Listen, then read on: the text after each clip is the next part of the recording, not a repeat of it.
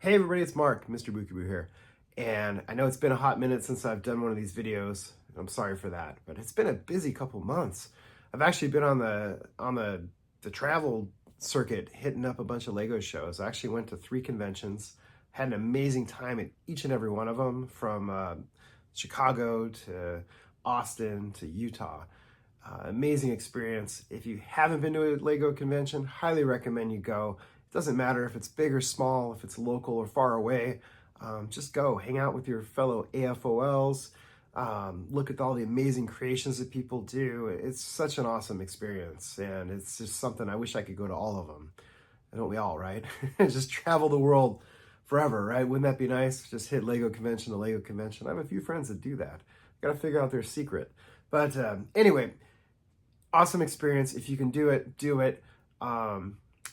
Awesome source of inspiration, just seeing what other people create. It's incredible. And just being in the energy, just everything about it is awesome. So having said that, I got a bunch of stuff I want to cover.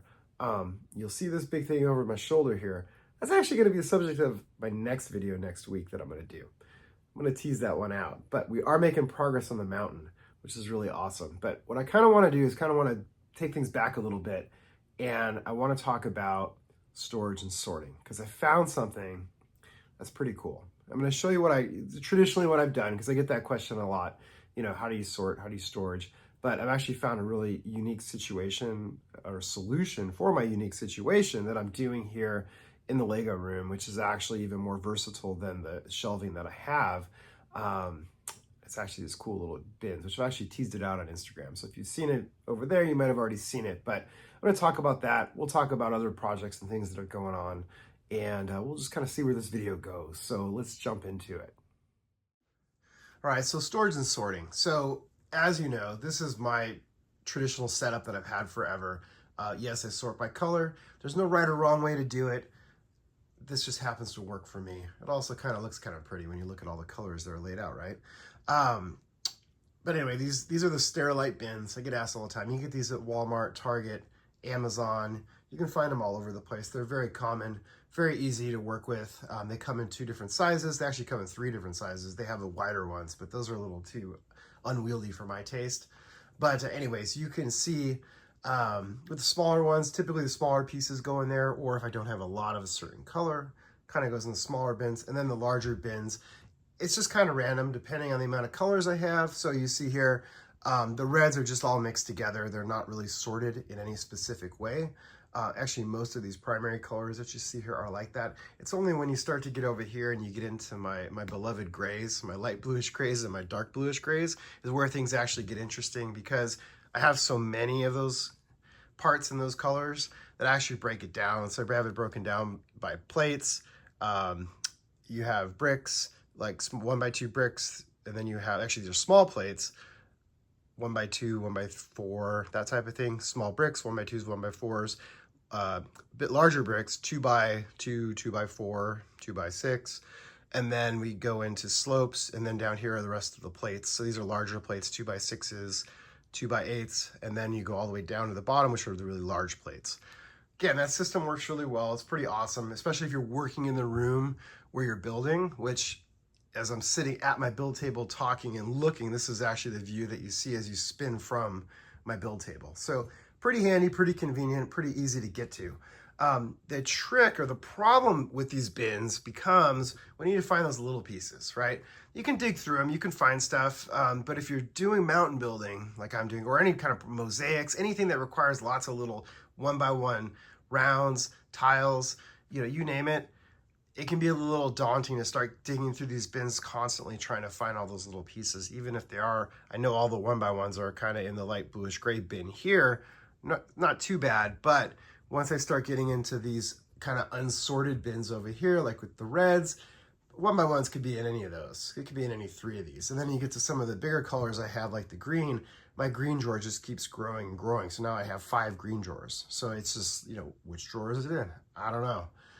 It's a crapshoot. It's hard to figure it out. It's hard to kind of sort through all that. You could use these smaller drawers, which I have done to some extent with certain pieces. So like the oranges, these tend to be like 1x1s in the orange bin. But again, it's not necessarily optimal. But I'm going to show you something that I've done, which I'm really excited about because it's working out really well, and I've been using this as I've been doing the mountain. So let's take a closer look.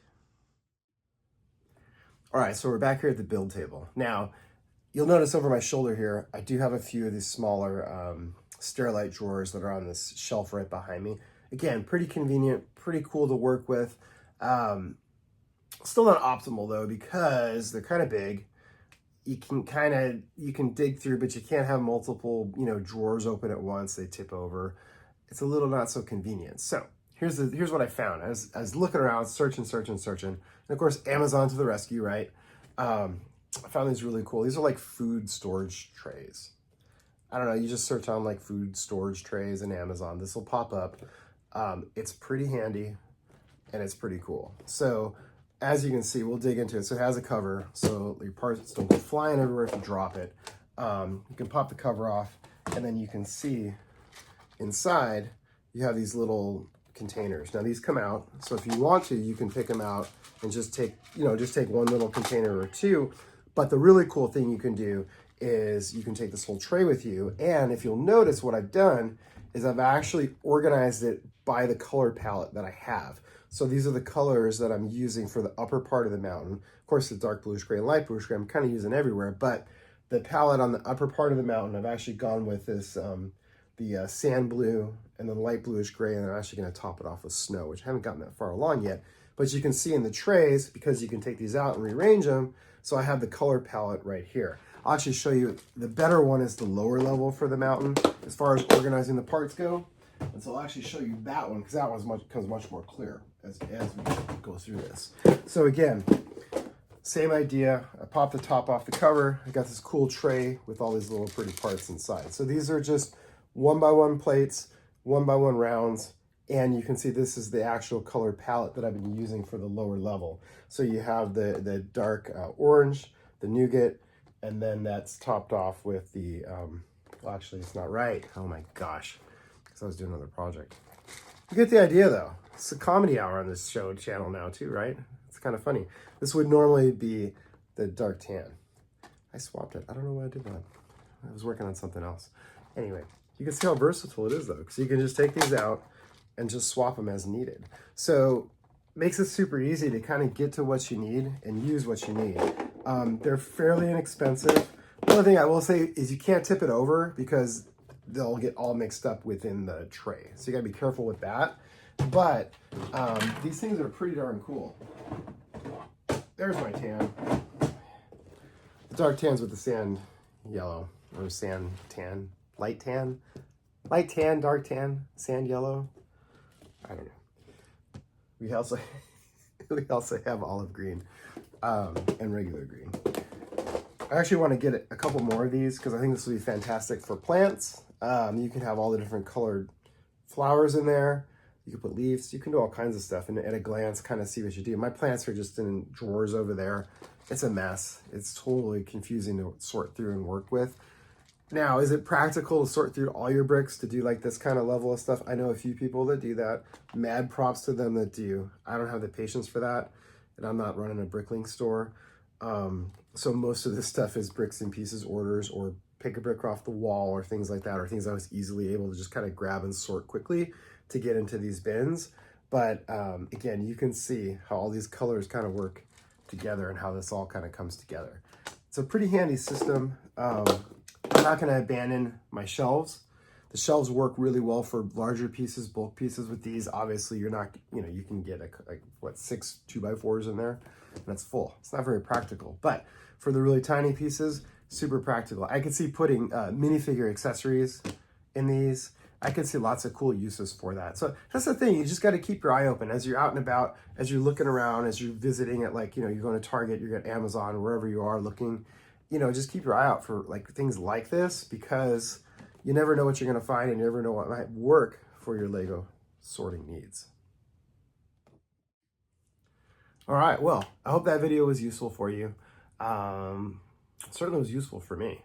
Because before, like I said, it was a mess. I was constantly going back and forth trying to, grab a handful of these, a handful of those, and then I'd put them on my build table here, and then next thing you know, I'd, move my elbow, and then, one by ones are flying all over the place, and it's a mess. especially when you're doing these larger projects. You're doing a mosaic.